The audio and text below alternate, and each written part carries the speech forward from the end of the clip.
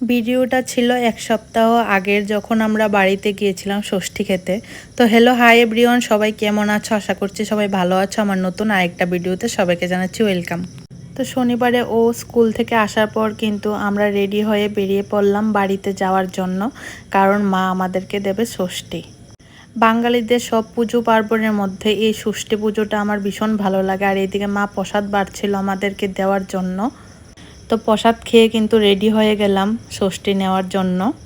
এই ভিডিওটা তো তোমাদের সাথে আগেই শেয়ার করলাম। আর এদিকে প্রথম আমার দুই ভাইকে মা ষষ্ঠী দিচ্ছে। আর এই ড্রেসগুলি বলবে যে দুজন সেম ড্রেস পরে কেন বসলো। এগুলি আমি বৃন্দাবন যখন গিয়েছিলাম ওইখান থেকে ওদের জন্য এনেছি। তো আমি বললাম এটাই পরে নে, এটা পরেই ষষ্ঠীটা নিয়ে নেয়। এখন তোমরা বলবে যে জামাই ষষ্ঠীর মধ্যে আমাদেরকে কেন ষষ্ঠী দিচ্ছে। হ্যাঁ, ছোটবেলা থেকেই আমার ঠাম্মির সাথে আমি সবাইকে ষষ্ঠী দিতাম। আর আমার ঠাম্মি, বাবু, মা, জেঠু, জেঠিমণি সবাইকে ষষ্ঠী দিত। আর মা, আমি, ভাই আমাদের সবাইকে কিন্তু ষষ্ঠী দিত।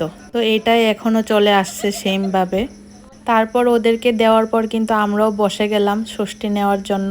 এটা কিন্তু মায়ের অন্যরকম একটা ভালোবাসা, আদর আর আশীর্বাদ থাকে সব সময়।